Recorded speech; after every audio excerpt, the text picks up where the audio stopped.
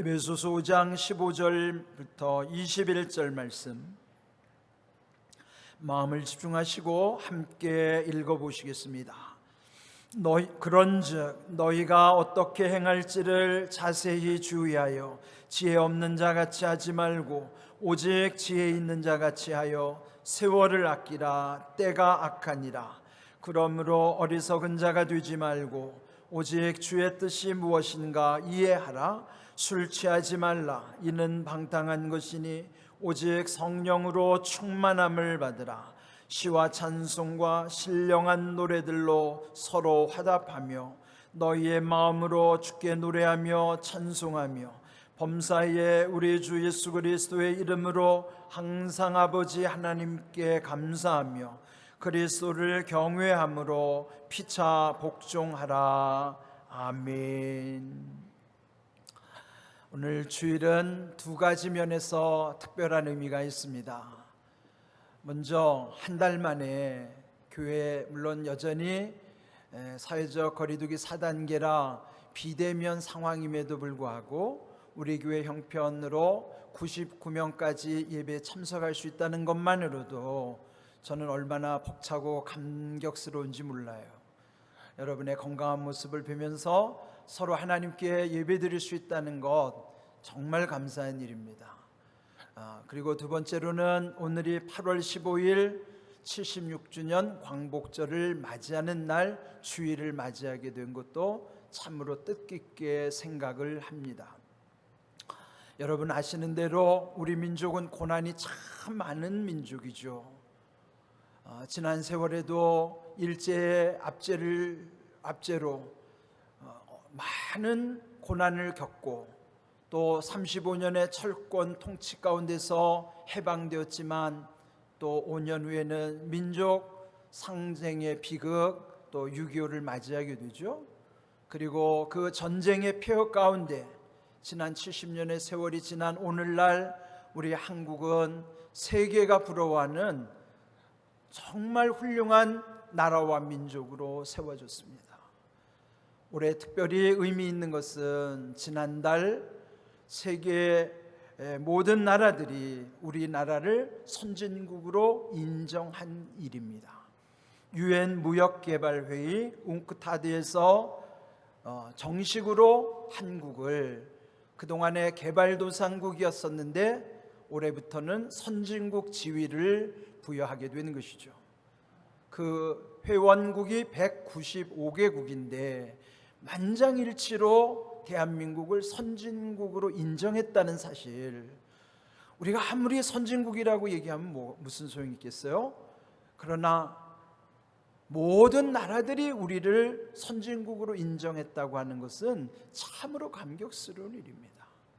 돌이켜보면 지난 70여 년 전에 우리나라는 전쟁의 참상을 겪고 폐허가 된 나라, 세계에서 가장 못 사는 나라였는데 어느덧 70년 세월 속에 우리나라는 경제대국 10위에 이르는 이런 놀라운 아주 찬란한 발전을 이루게 되는 것입니다. 그것은 여러 가지 이유도 있겠죠. 그렇지만 하나님의 은혜로만이 설명할 수 있는 것, 여러분 우리나라가 이렇게 번영하게 된 것은 세계 역사 유례가 없어요. 가장 가난한 나라라 유엔으로부터 원조를 받았는데 이제는 가난한 나라에 원조해 주는 이런 나라는 역사상 대한민국이 처음이라는 거예요. 앞으로도 그럴 경우가 참 드문 것이죠.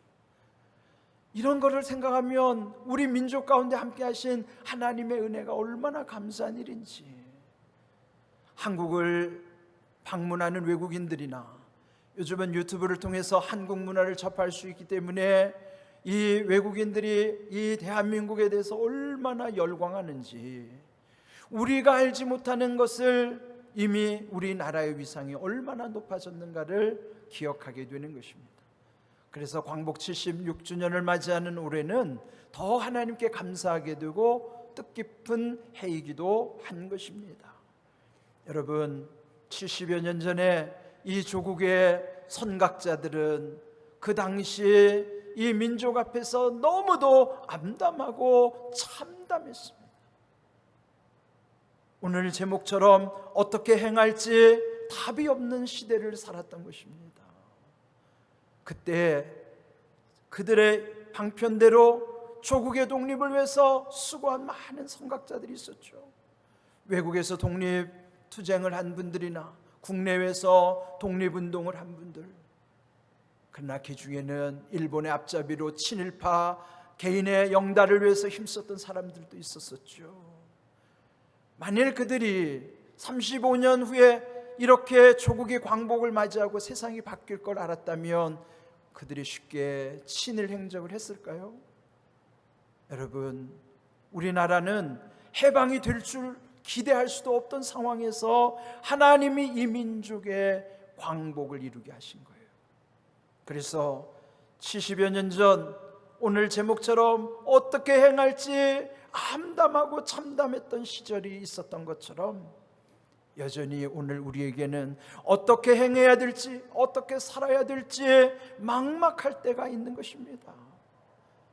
이 코로나의 위기 상황도 도저히 우리 힘으로 감당할 수 없는, 어떻게 행해야 될지 답이 없는 시대를 살아가고 있는 것이죠.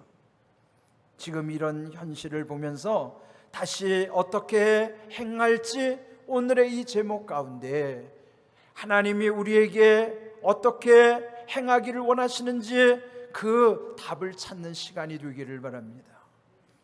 오늘 15절 읽은 말씀에 보면 그런즉 너희가 어떻게 행할지를 자세히 주의하여 지혜 없는 자같이 하지 말고 오직 지혜 있는 자같이 하라는 말씀이 있습니다.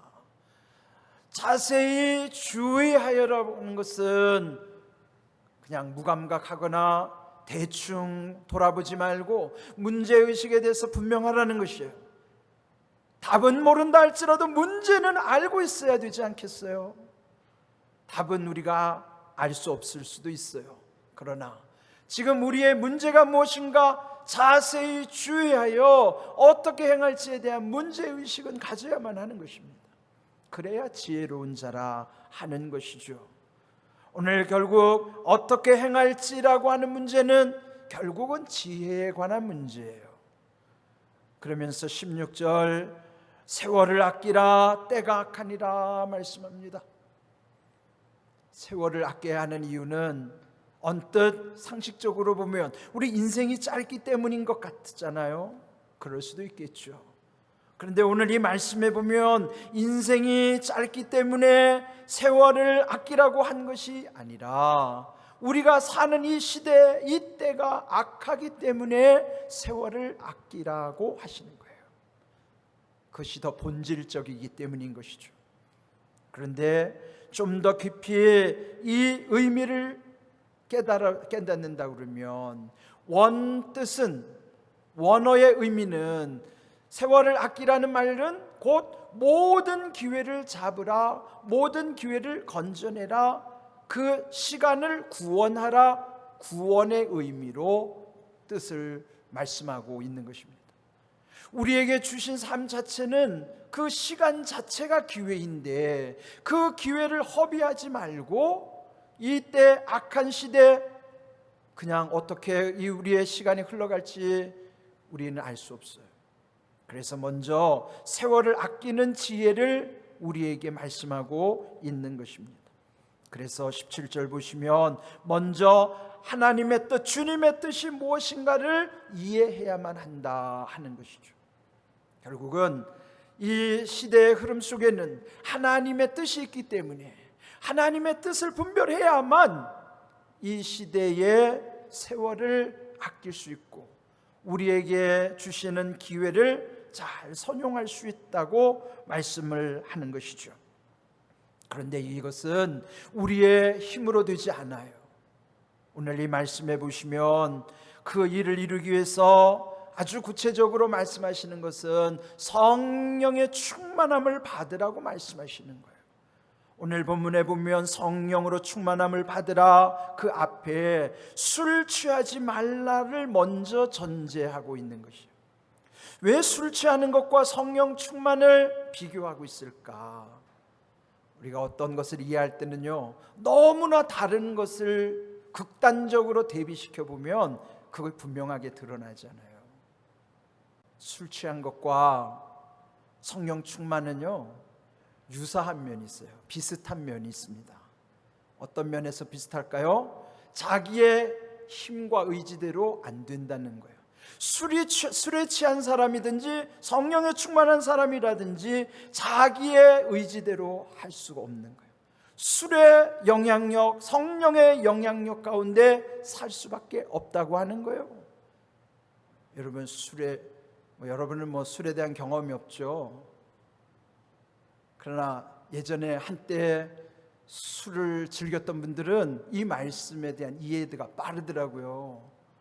그런데 이 술을 취하지 말라, 그리고 성령으로 충만함을 받으라, 그 영향력은 비슷한 것 같은데 결과가 달라요. 그 결과는 술을 취하면 결국은 인생 파탄에 이르고 무너질 수밖에 없지만, 성령에 충만한 사람은 거룩함의 능력 가운데 더 온전하고 더 하나님의 은혜로 모든 일이 아름답게 이루어지게 하시는 것이에요. 현상은 비슷한데 결과가 달라요. 그것이 오늘 술 취하는 것과 성령 취함을, 성령의 충만함을 비교하시는 말씀인 것입니다. 성경에는 술에 대해서 경고하는 말씀이 여러 번 나오죠. 아주 대표적인 말씀은 잠언 23장의 말씀이에요. 술 때문에 고생하는 분들은 집에 가서 잠언 23장을 한번 깊이 묵상해 보십시오.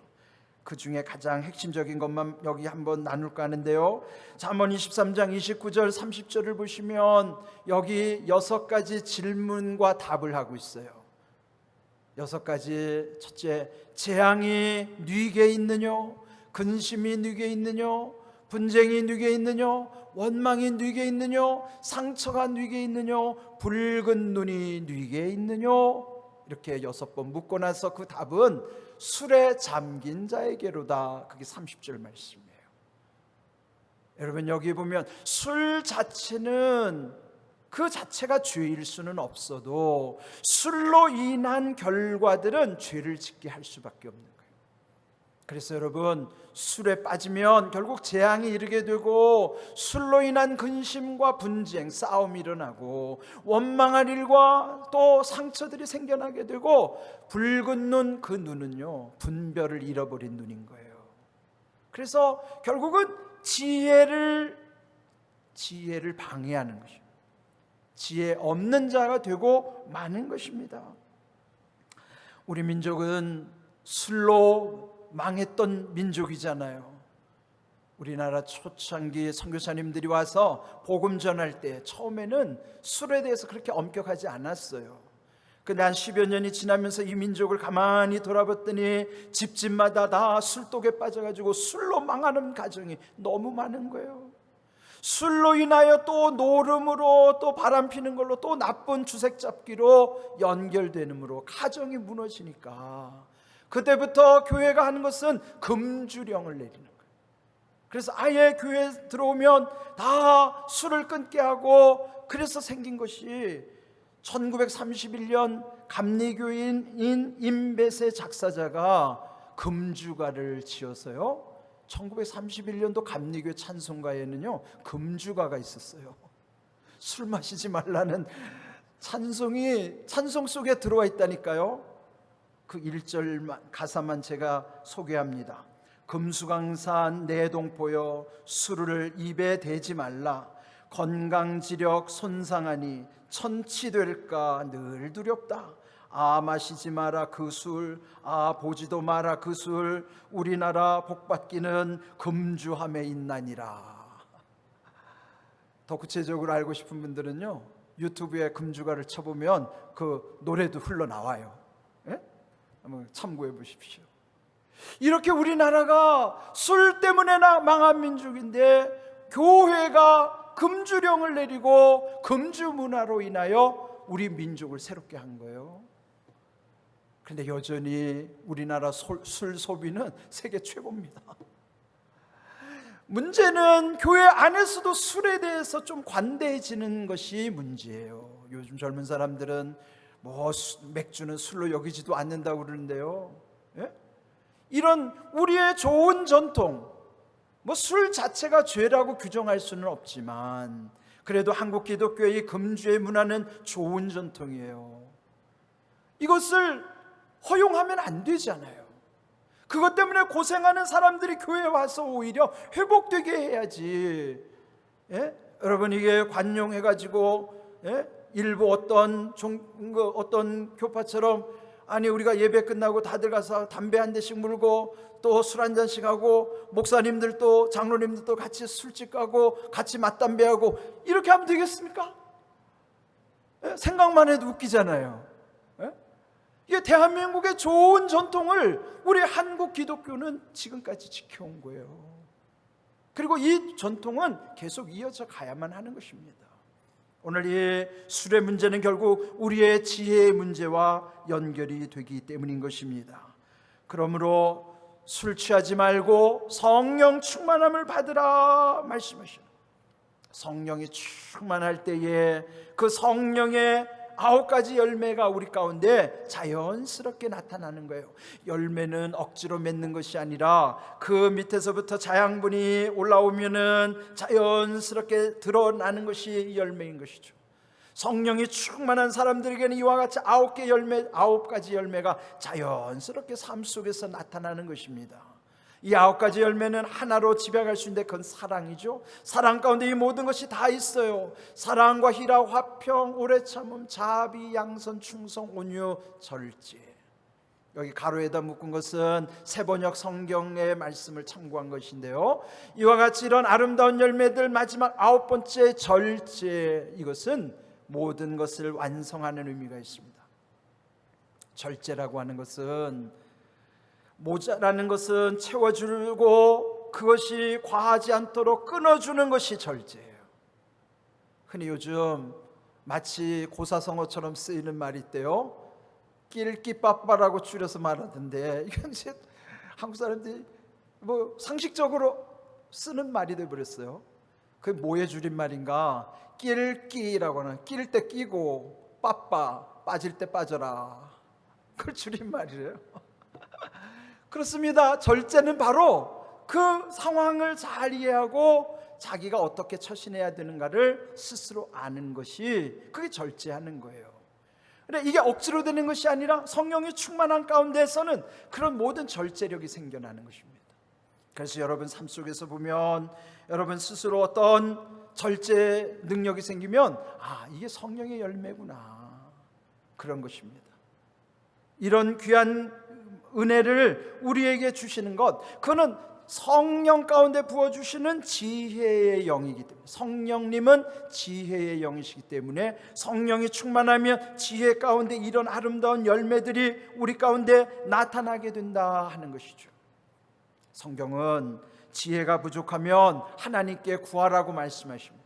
야고보서 1장 5절, 지혜가 부족하거든 모든 사람에게 후히 주시고 꾸짖지 아니하시는 하나님께 구하라, 그리하면 주시리라.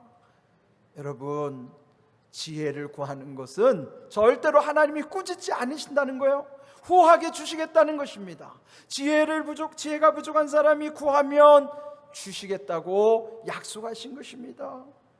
여러분, 지혜의 근본, 그 뿌리가 어디로부터 오는 것인가? 지혜의 근본은 잠언 9장 10절 말씀처럼 여호와를 경외하는 것에서부터 그 지혜가 임하는 것이 근본이란 뿌리잖아요.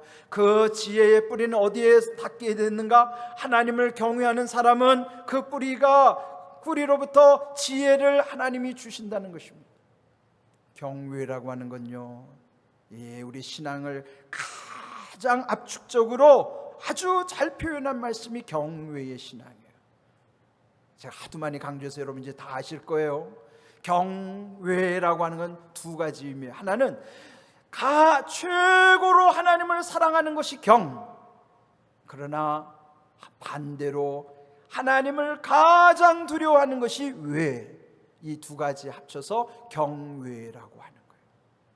여러분, 하나님을 최고로 사랑하고 하나님을 가장 두려워하는 것이 믿음이에요. 우리 믿음이 뭐의 문제일까요? 하나님 최고로 사랑하지 않기 때문이요, 하나님을 가장 두려워하지 않기 때문에 우리 믿음에 문제가 생기는 거예요. 왜 쉽게 죄를 짓나요? 물론 우리가 연약하고 부족하기 때문에 몰라서 짓는 죄도 적지 않지만 적어도 알고 짓는 죄는 지으면 안 되잖아요. 근데 왜 우리는 알고 죄를 너무 쉽게 질까요? 하나님을 최고로 사랑하지 않기 때문이에요. 하나님을 가장 두려워하지 않기 때문이에요. 하나님 최고로 사랑하고 하나님을 가장 두려워하면 함부로 죄 짓지 않아요. 이게 우리가 복받는 비결이고 지혜를 얻는 비결이에요. 우리가 잘 되는 비결이에요. 그래서 여호와를 경외하는 것, 오늘 주신 21절에도 그리스도를 경외함으로 말씀하신 것처럼 우리의 신앙은 결국 하나님과의 관계에 있어서 이 두 가지를 지켜야만 하는 것입니다. 하나님 최고로 사랑하고 하나님 가장 두려워하는 것, 이것이 우리의 목적이 되어야 돼요. 하나님 경외하는 신앙은 우리의 가장 바람직한 신앙 가운데 우리를 세워주시는 거예요. 요즘에 훌륭한 지도자들, 교회의 훌륭한 지도자들이 무너지는 원인도 하나님 경외하지 않기 때문이에요. 그래서 오늘 이 말씀처럼 하나님 경외하는 자에게 지혜를 부어주실 뿐만 아니라 거룩하신 자를 아는 것, 하나님을 아는 것이 결국은 경외하는 것인데 그 사람에게 명철을 주신다는 것입니다. 지혜와 명철은 한 쌍입니다.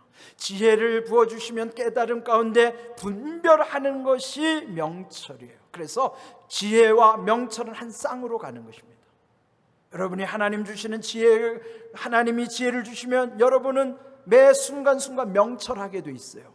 명철한다는 건 분별한다는 거예요. 아, 이걸 해도 되겠다, 안 해도 되겠다, 이 말을 해도 되겠다, 안 해도 되겠다, 여기를 끼어야 되겠다, 끼지 말아야 되겠다, 그런 모든 분별 절제력이 그 가운데 오는 거예요. 지혜와 명철은 이렇게 함께 하나님이 우리에게 주시는 은혜인 것입니다. 오늘 이 본문에 보시면 결국 20절 보면은 범사에 우리 주 예수 그리스도의 이름으로 항상 아버지 하나님께 감사하라 그랬죠. 여기 범사라는 것은 모든 일이죠. 그 일이 어떤 공적인 영역이든지 사적인 영역이든지 모든 일에 있어서 주님과의 관계는 언제나 이루어져야 되는 거예요. 언제나라고 하는 것은 내 기분이나 감정에 따라서 했다 말았다, 그게 아니라 나의 기분과 감정과 상관없이 하나님과의 관계는 지속해야 되는 거예요. 기분 나쁘면 교회 안 가고 기분 좋으면 교회 가고, 그게 아니라 내 기분이 좋든지 안 좋든지 하나님과의 거리와 관계는 항상 같아야 되는 거예요. 그래서 언제나라고 하는 건 일관성이에요. 일관성을 표현하는 말이 네 가지. 한자, 두자, 세자, 네자. 저 이 말 참 좋아해요. 한자로는 늘, 두자로는 항상, 세자로 언제나, 네자로 한결같이. 늘, 항상, 언제나 한결같이 주님과의 관계, 이렇게 모든 일에 있어서 어떻게 하라는 것인가? 예수님의 이름으로 하나님께 감사드리라는 거예요. 예수님의 이름으로 감사드리라는 것은 뭐냐면 그래야 하나님이 기뻐하시고 하나님이 영광을 받으신다는 것이죠. 여러분이 무슨 일을 하든지 범사에 언제나, 다시 말하면 모든 일에 늘 항상 언제나 한결같이 예수님의 이름으로 감사할 때 하나님이 기뻐하시는 거예요. 이 사실도 하나님이 주시는 지혜 가운데, 이 말씀의 영 가운데 있기 때문에 우리가 깨닫는 거예요. 아, 그렇구나. 그래서 우리 일상 속에서 모든 일 예수님의 이름으로 감사하는 것이 하나님이 기뻐하시는 것이구나. 그게 지혜입니다. 지혜. 여러분이 삶 속에서 그렇게 실천하면 하나님이 영광 받으시는 것이고 기뻐하심으로 여러분의 삶의 믿음이 더욱 온전해져 가는 것입니다. 결국 오늘 주신 말씀, 다시 오늘이 광복절인데 왜 우리 민족이 해방된 날을 광복절이라고 했을까? 참 의미 깊어요. 참 어떻게 우리 민족은 이렇게요? 참 우수한 거예요. 그 말 속에 깊은 철학이 담겨 있는 거예요. 광복이 뭘까요? 빛이 회복된 날이에요. 빛이 회복됐다면 빛은 뭐냐면 지혜와 동일한 거예요. 하나님이 지혜를 주시면은 그 가운데 빛이 비춰지기 때문에 오늘 이 지혜의 빛이 비춰지는 곳에 어떻게 행할지라고 하는 그 답에 대한 그 문제에 대한 답이 그때 보여지는 거예요. 인생에 길이 없는 게 아니고 길을 볼 수 없이 깜깜하기 때문에 문제인 거예요. 빛이 없어서 문제이지 길이 없는 게 문제가 아니에요.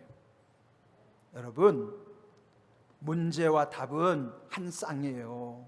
문제는 있는데 답이 없다? 그럼 이 문제가 문제로서 성립할 수가 없어요. 왜냐하면 한 쌍이기 때문에.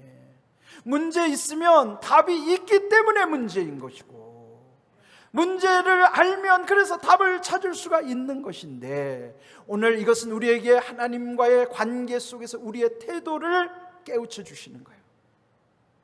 70여 년 전에 우리 선조들이 암울하고 암담했고 참담했을 때 어찌할 바를 알지 못하고 답을 알 수가 없었어요. 그러나 교회들마다 선각자들은 하나님께 부르짖고 하나님을 의지했더니 70여 년을 우리나라는 하나님이 이렇게 세워주신 거예요. 오늘 여전히 우리가 어떻게 행할지 우리는 답을 알 수가 없어요. 그러나 문제만이라도 붙잡고 하나님께 기도하라는 거예요.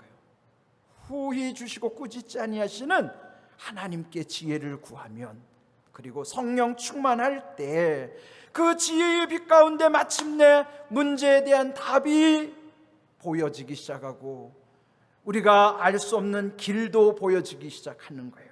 방법도 그때부터 하나님의 지혜에 연결될 때 방법도 다 드러나게 하시는 거예요.